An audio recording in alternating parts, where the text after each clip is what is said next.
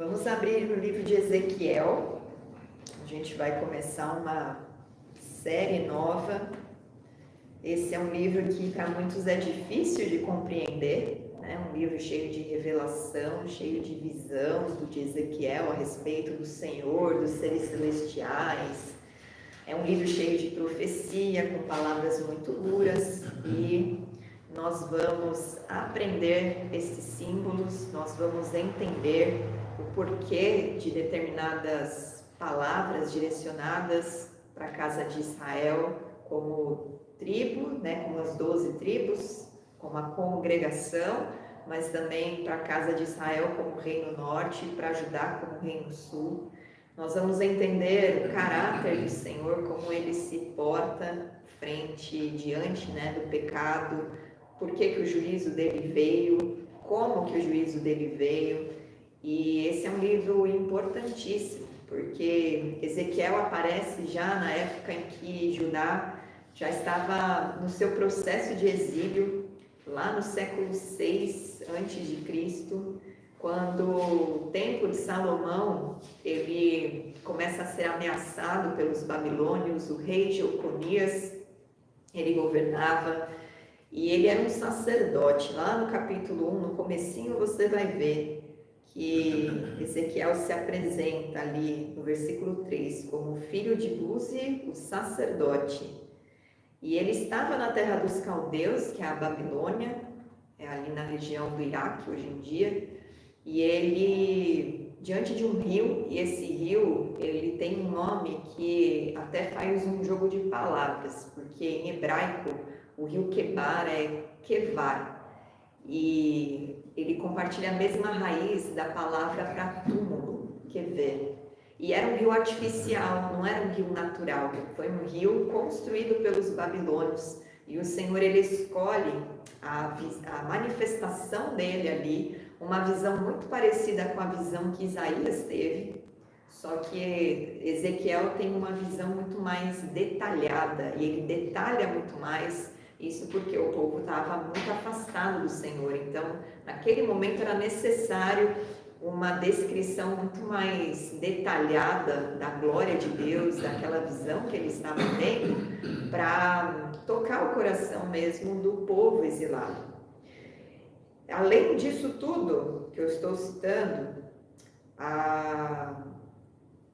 é uma queda da cidade de Jerusalém também, que é progressiva, né? A cidade ela vai sendo sitiada pouco a pouco, e durante esse processo em que a cidade vai sendo cercada, Deus vai falando o que ele vai fazer por meio de Ezequiel. E nesse período, o povo ouvia muito as profecias de falsos profetas que declaravam paz, então muitas pessoas se apegavam nessa falsa esperança de paz, e muitos também ouviam os profetas do Senhor de fato falando, só que eles não conseguiam crer e até faziam um provérbio, era dito na época, né? O Senhor ele fala, mas ele não está se cumprindo. A palavra do Senhor é profetizada, mas nada acontece. O Senhor não faz a sua palavra se cumprir. E conforme nós vamos lendo, o Senhor vai trazendo as próprias palavras do povo contra eles, né? Porque eles duvidam do Senhor, eles são afastados do Senhor, eles criam jargões do tipo, o Senhor não está vendo nada, o Senhor não vê, então tudo bem eu fazer, porque o Senhor já não está vendo mais a nossa cidade. Então, aquele comportamento que, quando a gente lê os livros de Êxodo, de Números, de um povo murmurador, um povo cego, um povo que escolhe não crer, escolhe reclamar frente às circunstâncias, ele se repete. E o Senhor ele vai denunciando isso também. Os filhos daqueles que foram libertos do Egito, eles agem da mesma maneira.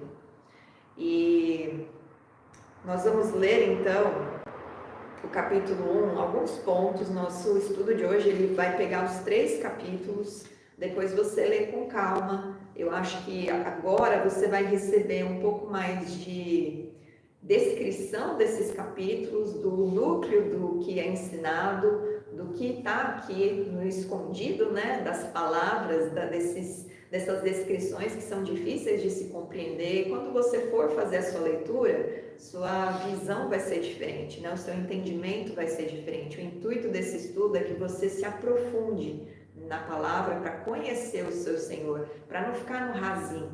O Senhor já não quer mais que a gente fique só no leitinho espiritual, né? Buscando saber a nossa identidade, de separados, de pessoas que são discípulas de Jesus, separadas do mundo, mas como se santificar? Por que se santificar? Por que o Senhor agia daquela maneira? E dessa maneira, bem instruídos, vocês saberão fazer discípulos para o Senhor, né? Porque Jesus, ele comissionou para todos o fazer discípulos. Isso não é papel de alguns, é papel de todos. E nós precisamos zelar, porque se o Senhor nos concedeu o seu Espírito, Ele está nos entregando muita coisa. E a revelação, ela vem pelo Espírito Santo.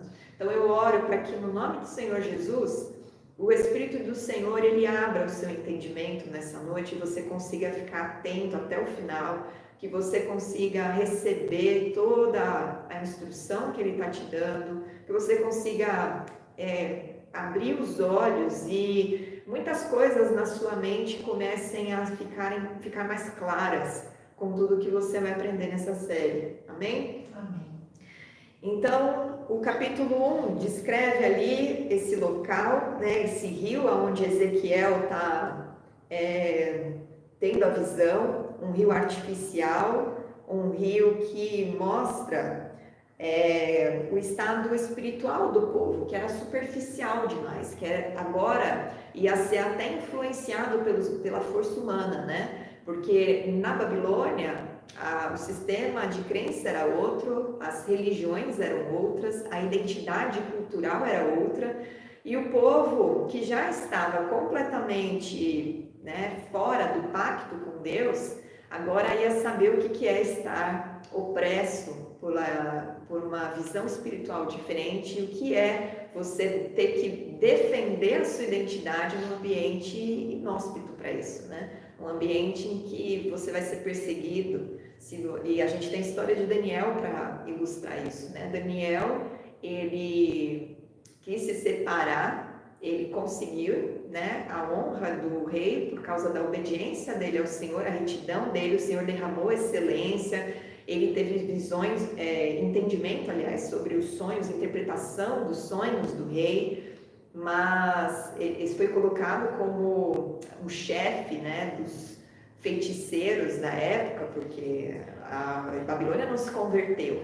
Então, eles, na visão deles, no entendimento deles, colocaram Daniel superior a todos, porque o Deus de Daniel era superior a todos os deuses que eles cultuavam. Mas toda a prática religiosa da Babilônia, ela permaneceu igual. O rei continuou tirano, né? Os homens que trabalhavam junto com o rei eram homens que tinham seus próprios interesses, que tinham idolatria. E quando Daniel resiste a isso, em determinados decretos, ele é mandado na cova dos leões. Então, a identidade dele estava muito bem firmada, mas num ambiente onde não é a casa do Senhor, onde Deus não governa, eles se deparam com várias adversidades. Então, esse rio ele já está representando aqui no início do texto o que ia acontecer com o povo no futuro. E aí, ele começa a ter a visão, né? No versículo 4. Olhei, e eis que um vento tempestuoso vinha do norte, e uma grande nuvem com fogo a revolver-se e resplendor ao redor dela. No meio disto, uma coisa como metal brilhante que saía do meio do fogo. Do meio dessa nuvem saía a semelhança de 4 seres viventes, cuja aparência era esta. Tinham a semelhança de homem. Cada um tinha 4 rostos, como também 4 asas. As suas pernas eram direitas, a planta de cujos pés era como a de um bezerro e luzia como brilho de bronze polido. Debaixo das asas tinham mãos de homem, aos 4 lados, assim, todos os 4 tinham rostos e asas. Estas se uniam uma à outra, não se viravam quando iam, cada qual andava para a sua frente. A forma de seus rostos era como de homem. À direita, os 4 tinham o rosto de leão. À esquerda, o rosto de boi, também rosto de águia, todos os 4. Assim eram seus rostos. Suas asas se abriam em cima, cada um ser tinha 2 asas, unidas cada uma do outro. Outras 2 cobriam o corpo deles. Cada qual andava para sua frente, para onde o espírito havia de ir, iam. Não se viravam quando iam. O aspecto dos seres viventes era como carvão em brasa, a semelhança de tochas. O fogo corria resplendente por entre os seres, e deles saíam relâmpagos. Os seres viventes zigue-zagueavam à semelhança de relâmpagos. Vi os seres viventes, e eis que havia uma roda na terra, ao lado de cada um deles. O aspecto das rodas e a sua estrutura eram brilhantes como berilo. Tinham as 4 as mesmas aparências, cujo aspecto e estrutura eram como se estivesse uma roda dentro da outra. Andando elas, podiam ir em 4 direções, e não se viravam quando iam. As suas cambotas eram altas, e metiam medo, e nas 4 rodas, as mesmas, eram cheias de olhos ao redor. Andando os seres viventes, andavam as rodas ao lado deles, e levando-se eles também, elas se elevavam.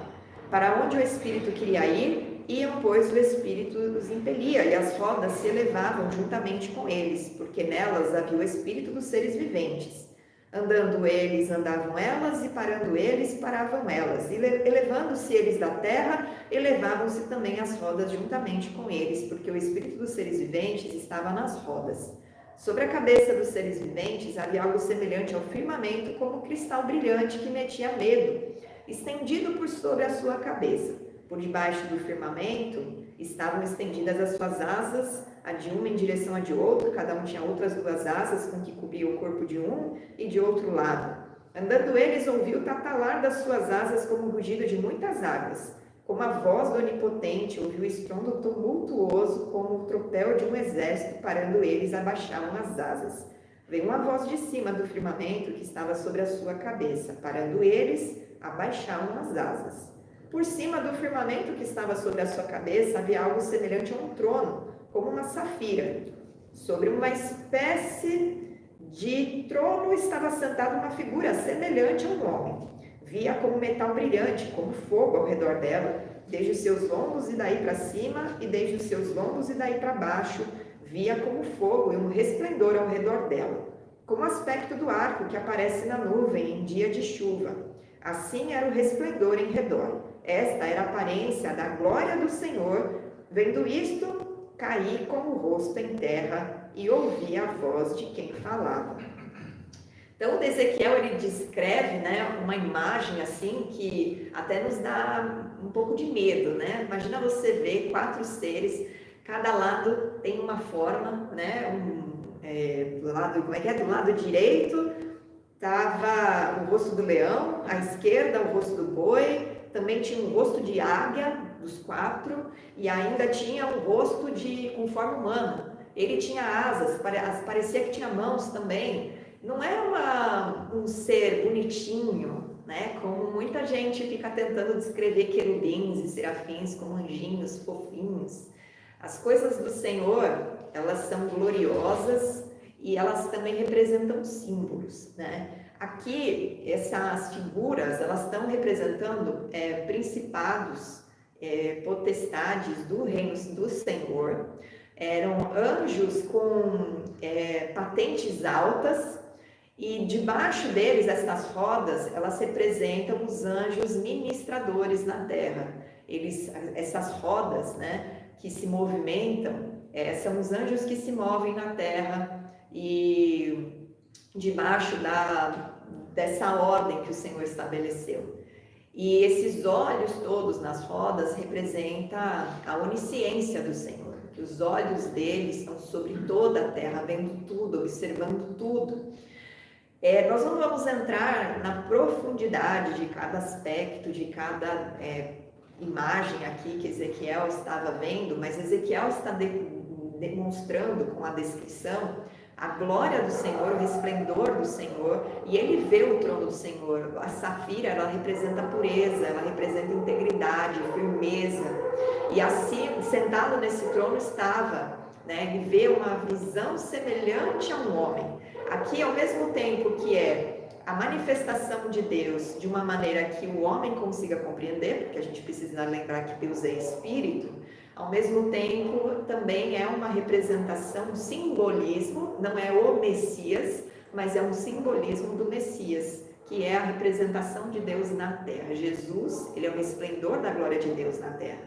Então, Ezequiel está tendo essa descrição toda para mostrar a tremenda visão que ele teve num lugar que não era a casa do Senhor, porque Isaías, ele teve a visão espiritual dentro do território de Israel, agora Ezequiel não. Ezequiel está tendo uma visão detalhada do resplendor da glória do Senhor num rio artificial, num rio feito por mãos humanas, para mostrar que apesar de tudo que o povo estava fazendo, Deus estava acompanhando. O Senhor não se manifestava apenas em Israel, apenas na cidade de Jerusalém, mas ele se manifestava aonde o povo dele estivesse.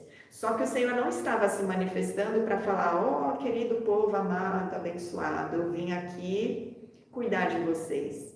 Na verdade, ele estava ali, os olhos dele estavam ali, ele estava acompanhando, mas ele foi declarar, por meio do profeta, o juízo. Agora, o papel do profeta, muita gente quer ver Deus, né? Muita gente quer ter experiências maravilhosas, assim como Ezequiel, só que o Senhor, ele só traz essas experiências sobrenaturais de visão para quem ele vai dar um encargo. E o profeta, ele sempre experimentava algo sobrenatural, superior, porque ele ia fazer algo que ele dependia daquela visão para ele ficar firme. Porque aquilo aumentava o temor. A gente vê aqui no final: eu caí com o rosto em terra e ouvi a voz de quem falava. Então, Ezequiel, com essa experiência, ele era um sacerdote, ele estava habituado a ver, né, o seu pai ali, porque ele era filho de Buzi, que serviu no templo, né? Então ele estava sendo ensinado para depois ser alguém ali ministrando no templo do Senhor. Então ele estava habituado com todo aquele ritual que santificava. E ele mesmo, depois, mais para frente, ele fala: eu nunca fiz nada que me tornasse impuro. Então, ele se santificava, ele entendia o que significava santidade, o que era o temor do Senhor, mas ao ver de maneira tão detalhada os seres que servem ao Senhor em nosso favor, né? Ver a glória do Senhor, o resplendor da glória de Deus ali, ele conseguir descrever aquilo, porque o Senhor se manifesta de uma maneira que seja compreensível para o ser humano. Por isso que sempre as visões, elas têm aspectos de coisas naturais. É como um relâmpago, é como um trovão, vi como um arco-íris, vi como cabeças de animais, tudo com simbolismos, né, para o homem entender. E o Ezequiel, ao ver essa visão, ele tem um chamado ao mesmo tempo. Então, ele fala: esta voz me disse, filho do homem. Quando nós ouvemos esse termo, filho do homem, na Escritura, está querendo trazer à memória daquele que está ouvindo que ele é mortal. Que ele foi criado, mas ele é mortal e ele está diante de alguém eterno. Põe-te em pé. Então, o Senhor fortalece o homem que ele dá a visão. Isso a gente vê em outras passagens com outros profetas. Daniel ficou acamado, Isaías também ficou prostrado. E aqui ele diz: o Espírito entrou em mim quando falava comigo e me pôs em pé e ouvi o que me falava. E aí então ele ouve novamente: filho do homem, eu te envio aos filhos de Israel, as nações rebeldes que se insurgiram contra mim. Eles e seus pais prevaricaram contra mim, até precisamente ao dia de hoje. Quando se diz os seus pais, não é os pais diretos, né, os pais biológicos, mas são os antepassados. Ele está se referindo desde o povo que saiu do Egito até aquele dia, o povo estava prevaricando contra o Senhor. Eles são de duro semblante e obstinados de coração. Aqui a gente tem o núcleo de todos os motivos pelos quais Israel e Judá foram exilados. Duros de semblante, ou seja, o Senhor fala e ao invés de se humilhar, de se curvar, de receber a correção, de falar: poxa, errei, me arrependo, vou me consertar, eles levantavam o rosto e falavam: o que você está falando? Não é bem assim. Ah, mas o Senhor conhece o meu coração. Essas frases a gente ouve muito hoje em dia dentro da igreja. Ah, mas Deus é amor, Ele entende. Você não sabe, você está julgando. Isso é julgar. Você não pode julgar o próximo. E é sempre nesse tom. Você nunca ouve um humilde falando isso. Ah, Deus conhece meu coração. Ele apresenta o coração, Senhor, eu pequei somente contra ti, me perdoa, eu estou envergonhado, eu sei, eu estou fraco, me ajuda, me fortalece. Mas jamais com um semblante duro. E um coração obstinado, o que é o coração obstinado? Ele faz do jeito que ele quer. Ele ouve e ele faz o que ele quer. Aí a gente tem o exemplo de Saul, né? Que ouviu do Senhor e fez do jeito que queria e ainda ouviu do profeta. Que teimosia e rebeldia, que isso é coisa de coração obstinado, é como aplicado de feitiçaria e de bruxaria. São abominações diante do Senhor. Então, por eles terem duro semblante, por eles terem um coração obstinado, que não ouve, que insiste no erro, que insiste no pecado, o Senhor diz, no versículo 5, quer ouçam, quer deixem de ouvir, porque são casa rebelde, hão de saber que esteve no meio deles um profeta. Então Ezequiel agora sai só da posição de sacerdote, que era um ministro do Senhor, para apresentar ofertas, para apresentar os holocaustos, que já não estavam mais sendo aceitos pelo Senhor, porque esse povo já estava profanando demais, né, o culto ao Senhor, o templo do Senhor era profanado, a terra do Senhor, a terra de Israel era profanada, tanto nos montes com altares, quanto nas casas. E o Senhor então ele fala, quer eles ouçam, quer não, e aqui a gente tem um princípio também. O profeta, ele é levantado, o profeta, ele experimenta uma glória diferente do Senhor, porque ele precisa ficar convicto de que o Senhor o chamou para aquilo, porque ele vai representar na carne dele muitas coisas que dizem respeito ao que vai acontecer com o povo. Não é só o fato dele ser preso, dele ser morto, ou xingado, ou açoitado, que o Senhor revelava a glória dele. É para ele entender, agora você é um instrumento físico. Não tinha naquele tempo um telão para os homens fazerem representação com inteligência artificial e aquilo visualmente ser visto, né, e impactar as pessoas. Era a vida do profeta, literalmente, que era o espetáculo, vamos colocar entre aspas, né? Mas ele era usado para representar. Ele fazia coisas que o povo ficava prestando atenção e muitas vezes ele sofria na carne dele porque isso era para tentar promover compaixão no coração do povo. Então aqui o Senhor fala, quer ouçam, quer deixem de ouvir, porque eles são casa rebelde, então o Senhor não mexe no livre-arbítrio. Se a pessoa quer escutar ou não, é problema dela, mas o profeta tem que cumprir a ordem que ele está sendo ordenado e orientado pelo Senhor a fazer. Então o profeta, ele não tem responsabilidade pelo cumprimento da palavra, o profeta ele tem responsabilidade em comunicar. O profeta ele avisa, o profeta fala, o profeta alerta. Não é o profeta que amaldiçoa, apesar dele ter autoridade para abençoar e amaldiçoar. Quando vem um juízo do Senhor, ele não veio pela boca do profeta porque o profeta quis. Ele veio por causa da orientação do Senhor para avisar o povo. E na sequência Deus vai falar para Moisés, olha eu, para Ezequiel, que ele deve ficar calado e só deve falar quando ele mandar. Mas a gente vai chegar nesse ponto. Agora ele fala, não temas, para Ezequiel, não temas as palavras desse povo, ainda que haja sarças e espinhos para contigo, que você habite com escorpiões, não temas as suas palavras. Apesar do Senhor livrar o justo, há momentos em que o Senhor está trazendo juízo, que Ele permite o justo sofrer coisas na carne. É difícil para a gente entender esse lado, né, do Senhor. Como que Ele protege e ao mesmo tempo Ele permite escorpiões escorpiões, sarça, espinhos, porque isso significa dor física, isso significa incômodo, isso significa um ambiente inóspito. Como que o Senhor permite o cativeiro para um profeta íntegro? Porque ele precisa usar a pessoa nesse ambiente, só que ele fortalece a pessoa e a experiência que ela tem com o Senhor, ela é tão profunda que já não interessa mais o que está acontecendo com a carne dela, porque ele está entendendo que o valor que aquilo precisa ser anunciado, as pessoas precisam ouvir, é a chance que o Senhor está dando para essas pessoas de se arrependerem, a última chance, porque a medida, o Senhor ele sempre tem uma medida para a iniquidade.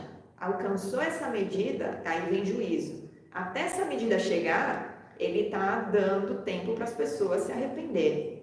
Então o profeta ele entende, por causa dessas revelações, o Espírito traz uma compreensão profunda para ele. E muitas vezes, quando o profeta está nesse momento aflito na carne, a alma grita e ele pede para morrer, ele reclama com o Senhor: eu não pedi para fazer isso, eu não tenho responsabilidade com o seu povo, o Senhor esqueceu de mim no poço, que foi uma oração de Jeremias, né?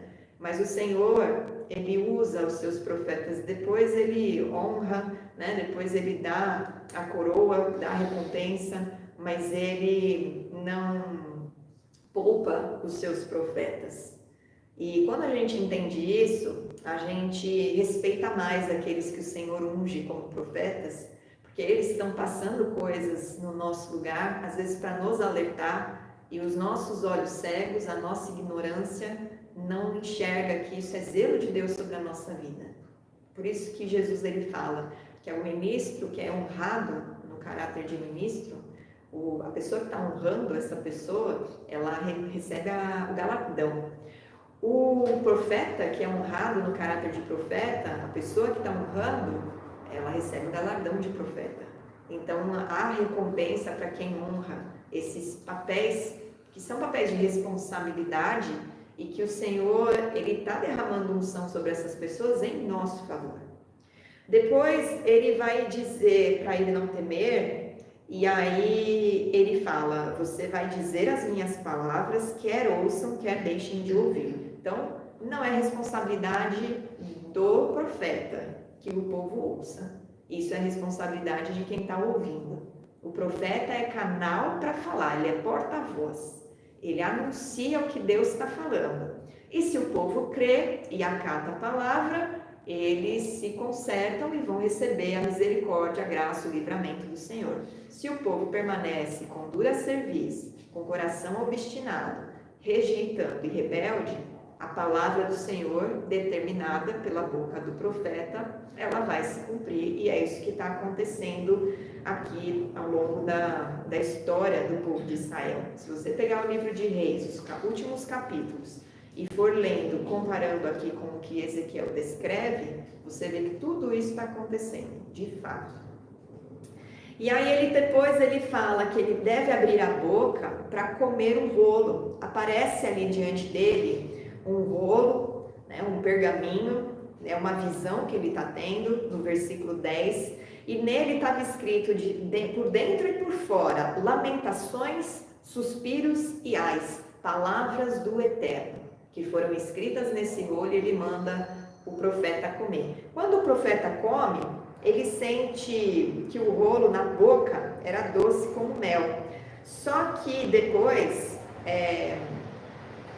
há outras passagens, acho que é profeta Jeremias, se não me engano, que diz que as palavras eram doces, mas se tornaram amargas no seu estômago, né? E quando o Senhor ele pede para Ezequiel comer, é porque ele precisa confiar, levar a sério aquela palavra, porque ele vai proferir aquilo, ele tem que proclamar aquilo, ele tem que levar a sério esse comissionamento dele diante do Senhor. E aí nós vamos então para o capítulo 3 agora, apesar de a gente já ter começado a ver um pouco desse capítulo, né? Aqui a gente está vendo, primeiro, que Deus, ele dá visão para o profeta, depois ele convoca, revelando ao profeta, e aí ele traz a missão do profeta. Então, do versículo 4 até o versículo 15, nós vemos o Senhor trazendo essa missão sobre ele. Ele revela para Ezequiel o motivo, ele faz Ezequiel comer aquele rolo, porque a vontade de Deus, ela tem que ser absorvida profundamente pelo profeta, ainda que ela seja amarga. Porque isso não é uma coisa agradável, vamos combinar, né? Você vai ver agora o comissionamento que Deus deu para ele, e não é uma coisa assim agradável que ele ia fazer. Ele diz: você não está sendo enviado a um povo de língua estranha, que você tem uma língua difícil, né? No versículo 5, você está sendo enviado à casa de Israel. E você não está sendo enviado a povos estranhos de falar ou de língua difícil, ou seja, você não está sendo comissionado aí para falar para a Babilônia, para falar para os caldeus. Você vai falar com o meu povo. Eu estou comissionando você a trazer coisas que o meu povo conhece. Você vai falar com um povo que entende essa língua que você vai falar, que sabe quem eu sou. Porque o pacto que eu fiz foi com o povo de Israel. Não foi com a Babilônia, não foi com o Egito, não foi com os filisteus, não foi com a Síria, foi com vocês, de Israel, os descendentes de Abraão, Isaque e Jacó. A casa de Israel, no versículo 7, ele já avisa o profeta: ela não te dará ouvidos, porque não me quer dar ouvidos a mim. É de fronte obstinada e dura de coração. De novo o Senhor alerta ele: eu estou mandando você, mas eles não vão te ouvir. Mas eu preciso mandar, porque eu sou justo. Então, antes de fazer, eu envio meus profetas para que eles anunciem o que eu estou fazendo. E quem sabe, né? Na esperança de, quem sabe, poucos dali não ouvem e não se arrependem. Mas a casa, né, a grande maioria, não vai ouvir. A grande maioria vai rejeitar. Eis que fiz duro o teu rosto contra o rosto deles. Eu fiz a tua fronte como diamante, no versículo 9. Mas dura do que a pederneira, não os temas. Então, o Senhor, ao mesmo tempo que levanta, dá a visão, ele capacita o profeta. E o profeta, ele é rechaçado, rejeitado, caluniado, preso, espancado, tramam emboscada contra ele, ele sofre perseguições, mas ao mesmo tempo o Senhor o mantém firme. Ele mantém, quando ele vai falar com o povo, ele pode ir lá no secreto dele, ficar abalado, até chorar, lamentar diante do Senhor, que é o que a gente vê os profetas fazendo, né? Elias se escondendo debaixo de um arbusto para ver se o Senhor leva a vida dele, e aí o Senhor fala: não, come e vai caminhar até a caverna. Na caverna eu falo com você. E aí na caverna ele fala: o que você está fazendo aqui? Por que você está se escondendo? Aí ele fala: só sobrou eu, não tem mais ninguém. Aí ele fala: não tem nada a ver isso, porque eu já guardei 7.000 que não se prostraram contra Baal. Levanta, come, volta, porque você tem trabalho a fazer. Vai ungir rei, vai ungir profeta que vai seguir o teu ministério. Então o Senhor, ele fortalece o profeta, mas diante dos rebeldes e dos obstinados, o Senhor fortalece ainda mais. E eles até parecem duros, né? Eles até parecem rígidos, mas é porque eles estão lutando contra a mentira, eles estão trazendo a palavra do Senhor e eles estão corrigindo com a boca do Senhor. Então é algo muito sério, né? Ele está corrigindo com a boca de Deus, e o povo está rejeitando o profeta ou está rejeitando a Deus? Está rejeitando a Deus. Deus já estava avisando Ezequiel. Depois, lá no finzinho, ele fala, né? Bom, ele diz que o Espírito levantou para ouvir de trás de mim uma voz de grande estrondo, que levantando-se do lugar dizia: bendita seja a glória do Senhor. Ouviu o tatalar das asas dos seres viventes. Então, mais uma vez, ele tem visão, aquilo fortalece ele está vendo quem é que está agindo, operando por meio dele. E aí o Espírito levanta e o leva. Eu fui amargurado na excitação do meu espírito, mas a mão do Senhor se fez muito forte sobre mim. Então, o espírito dele, ao mesmo tempo que com aquela glória toda ficou, né, extasiado, excitado, ao mesmo tempo ele é amargurado. Por quê? Porque agora Deus começa a colocar o temor que ele precisa. Olha, você já viu a minha glória, você já viu que eu estou te dando força, eu estou tornando o seu rosto como um diamante, mas tem uma responsabilidade aqui para você. Você é uma atalaia. Tudo que você falar, e aí eu vou dar uma resumida para não ficar longa a nossa leitura, dos versículos 16 até o 22, ele é levado a uma região da Babilônia, que é chamada de Tel Aviv. Não é a cidade atual lá em Israel, isso fica lá no Iraque, mas ali, junto aos que habitavam no rio Quebar, ele passa a morar, ele habita ali por 7 dias, ele fica atônito no meio deles. E enquanto ele está ali atônito, esse espírito dele constrangido ali, amargurado, né, com tudo aquilo que ele viu, aí o Senhor avisa ele, olha, tenha temor, porque o que eu falar para você, se você não falar, vai vir a responsabilidade nas tuas costas. Então, o profeta, ele tinha a autoridade, o profeta, ele estava amparado pelo Senhor, mas ele tinha uma responsabilidade. Se ele não falasse, a responsabilidade ia vir sobre ele. Se ele falasse para o ímpio e o ímpio não aceitasse, rejeitasse, a conta caía só no ímpio, porque ele fez o papel dele. Agora, se ele se omitisse, ele era responsabilizado pelo pecado ter permanecido no ímpio. Agora, se o ímpio ouvisse e se arrependesse, aí ele fez o papel dele e o ímpio recebe o perdão, porque o Senhor não age injustamente, né? Ele está, na verdade, desejoso de que toda a casa de Israel se convertesse. Com isso tudo que ia acontecer, ele esperava que aquele remanescente que ele estava guardando, durante essa purificação toda que eles iam passar, se arrepender e se consertar diante do Senhor. De fato, um pequeno remanescente da Babilônia se preservou. Daniel, os amigos dele, Esther, Mordecai e outros, né? Tem os sábios que eles colocam como as escolas, né, de Shammai, de Hillel, são muito importantes para o judaísmo até hoje, esses homens, porque eles preservaram o estudo da lei, eles escreveram, os escribas surgiram nesse momento, a Torá começou a ser copiada nesse tempo para ser preservada essa identidade deles. Então, realmente esse remanescente foi preservado, mas foi um pequeno grupo, um pequenino grupo daquele povo todo que estava habitando no território naquele período. Então, existe esse temor sobre os profetas também, né, de anunciar, de falar o que Deus mandou eles falarem, porque se eles reterem com medo da reação, com medo de perder a amizade, com medo de perder prestígio, com medo de serem maltratados, serem presos, a responsabilidade cai na conta deles. Agora, o profeta, ele tem uma visão do resplendor da glória de Deus, vê Deus falando. Você acha que ele não vai falar o que Deus manda, né? O Senhor só deu um aviso ali, olha, a responsabilidade é tua como atalaia. Eu estou te colocando como atalaia desse povo no meio da terra dos caldeus. Ele não era um atalaia dentro de Jerusalém alertando o povo. Ele era um atalaia no meio da terra dos caldeus para o povo do Senhor.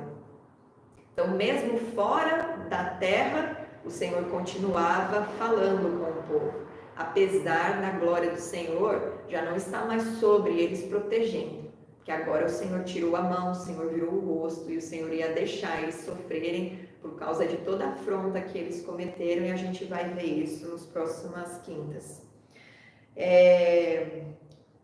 Aí no versículo 24, para finalizar, o 23 e 24, levantei-me, saí para o vale, eis que a glória do Senhor estava ali, como a glória que eu vira junto ao rio. Então, de novo, ele tem a mesma visão, aquilo é reafirmado para ele não achar que viajou na maionese, né? Eu caí em rosto em terra. 2 vezes ele vê a glória do Senhor com a mesma manifestação, a mesma visão, e ele cai de rosto na terra. Até esse é um dos motivos que os judeus, eles não ficam, só poucos estudaram sobre todos os simbolismos da carruagem do Senhor, e eles não compartilham isso com qualquer um. Eles falam que é tão profunda a revelação que Ezequiel teve, que o sábio que é temente a Deus, ele não fica compartilhando, e ele estuda isso com reservas. porque não é uma coisa que o Senhor dá para qualquer um. A pessoa tem que estar em um estado de pureza, de santidade muito elevado, porque isso traz responsabilidades, não é para qualquer um. O corpo físico não suporta a glória de Deus, por isso que Moisés não pôde ver o rosto de Deus, né? O Senhor permitiu ele ver as costas dele, né? O Senhor já devia estar bem longe, né? Quando ele pôs a mão, ele passa, e o Senhor é grande, né? Então ele passou a distância, a gente nem sabe, mas assim, se imagina que quando ele fecha a fenda da rocha e deixa Moisés ver a glória e o rosto dele brilha, aquilo não é, o Senhor fala, qualquer um que me vê a face morre, é consumido. Então, esses homens, eles viam coisas esplendorosas, mas eles não suportavam. Fisicamente, eles não suportavam. Chegavam até a ficar doentes, né? Como é o caso de Daniel. Então, o Espírito entra nele, o põe em pé. Então, o Espírito, de novo, traz, né, renovo sobre ele, para ele conseguir suportar ali o que ele precisava ouvir. E aí ele fala, o filho do homem, eis que porão cordas sobre ti e te ligarão com elas, e não sairás ao meio deles. Farei que a tua língua se pegue ao teu paladar, ficarás mudo e incapaz de os repreender, porque são casa rebelde. Mas quando eu falar contigo, darei que fale a tua boca e lhes dirá. Assim diz o Senhor Deus, quem ouvir, ouça, e quem deixar de ouvir, deixe, porque são casa rebelde. Então aqui o Senhor está falando o que para Ezequiel? A tua voz, ela vai ser usada quando eu comandar. Você vai ficar calado, porque você não vai falar nada do teu coração. Isso tem um motivo. Naquele tempo, muitos profetas e profetisas falavam segundo o seu coração, falando que era Deus falando. E o Senhor estava mostrando para o povo que quando ele fala, o profeta fala aquilo que ele quer. Então é uma representação de que o profeta do Senhor, ele não fala além da conta, né? Ele não fala além daquilo que Deus ordena. E o fato deles estarem amarrados é porque eles não iam aceitar, né, a palavra, e há um isolamento aqui também, né? Essa restrição no falar dele, ele estar separado, é um motivo também. Existe uma preparação espiritual para que o profeta possa cumprir o seu comissionamento. Então, esse tempo de quietude é um tempo de preparo, esse tempo de isolamento é um tempo de preparo do profeta para depois ele ir fazer tudo o que ele fez. E a gente vai ver a partir do capítulo 4 que o que Deus pedia para ele fazer não era coisa muito bonitinha, facinha. A gente fica assim, só focando na visão que o profeta tem, nas palavras que o profeta fala e se cumprem, mas o que esses homens padeciam na carne para poder ser representante do Senhor aqui na terra, ser boca de Deus aqui na terra, é só pela graça do Senhor, só com o Espírito levantando, só com esse rosto de diamante que o Senhor entregava para eles suportarem as cargas que eles tinham por conta da desobediência do povo. E não tem glamour, né? Ser ministro do Senhor não tem glamour, mas tem muita honra, tem muita autoridade no nome do Senhor Jesus hoje em dia, e tem uma abnegação também, né? Tem uma entrega total, uma consagração total, que exige não somente a responsabilidade daquilo que é falado, como uma perseverança da pessoa em permanecer ali suportando com esperança do que está por vir. As visões, elas trazem uma noção da eternidade para esses homens de Deus.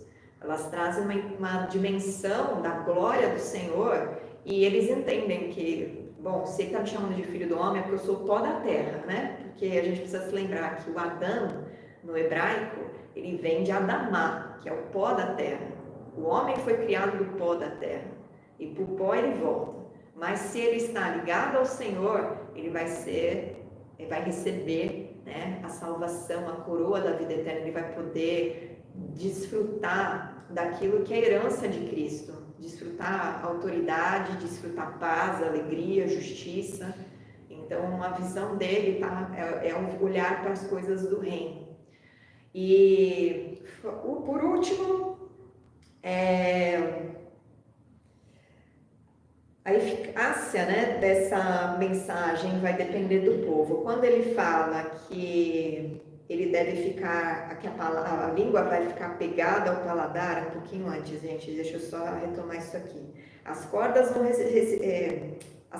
representar a rejeição e a hostilidade do povo em relação à mensagem.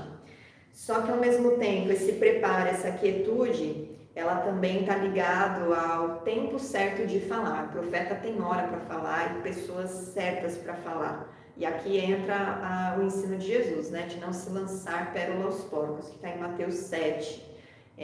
Você deve ter discernimento para quem você vai falar. E aí ele termina, quem ouvir, ouça. Jesus falava muito isso, né? Aquele que tem ouvido, ouça o que o Espírito diz. E quem deixar de ouvir, deixe, porque esse é o livre-arbítrio do povo. É o povo que vai tornar a mensagem eficaz ou não, de acordo com seus ouvidos, atentos ou não, com a sua cerviz quebrantada ou não, com seu coração contrito ou obstinado, com seu rosto duro ou humilde diante do Senhor. Então, essas são algumas questões importantes para você entender esses 3 primeiros capítulos. Guardem bastante essa instrução, né? Na quinta estão pedindo para eu avisar. Na quinta que vem nós continuamos com o capítulo 4 e com certeza vai ser uma série que vai trazer mais compreensão da dinâmica de como o Senhor levanta os ministros, de como o Senhor espera que a gente como ministro seja. Isso não é para trazer desânimo para você, muito pelo contrário, é para te animar e para te dar uma visão mais madura de como você deve ser aqui na Terra. Porque muita gente acha que vem para Cristo para ter uma vida boa, para ter uma vida só com paz. O reino de paz, justiça e alegria já está em nós. Ezequiel, apesar de tudo isso que ele vivia, com certeza ele era cheio de paz e de alegria por poder ter o Senhor, a presença do Senhor, mesmo numa nação completamente idólatra e violenta e injusta. Mas nós precisamos entender que nessa terra, como discípulos de Jesus, a gente não vai experimentar só o melhor dela. O mundo procura isso, o mundo procura felicidade, procura fazer viagens e mochilões e trabalhar para conquistar realização pessoal, ter família para se sentir realizado. Os discípulos de Jesus estão a serviço do seu Senhor. E eles se agradam e se alegram de viver aquilo que ele colocou para viver. E antes de segui-lo, ele falava, vocês precisam ponderar, vocês precisam colocar, que nem o rei coloca na conta, se ele vai conseguir enfrentar o exército inimigo ou não, porque senão ele faz um acordo de paz. Vocês precisam, antes de dizer eis-me aqui, analisar se vocês são capazes de permanecer fiéis até o fim. Só que há várias recompensas para aqueles que permanecem fiéis até o fim. Mesmo sofrendo rejeição, mesmo sendo humilhados, mesmo tendo pessoas ignorando a sua mensagem, ou até sendo presos, né? Porque a gente tem muitos irmãos por aí sendo presos por causa do nome de Jesus, porque estão em nações em que isso é proibido até, né? Então, nós precisamos ter esse entendimento, esse amadurecimento na nossa visão do nosso chamado, para a gente conseguir viver nessa terra, entendendo o posicionamento que o Senhor espera de nós. Amém? Semana que vem continuamos. Que o Senhor te abençoe.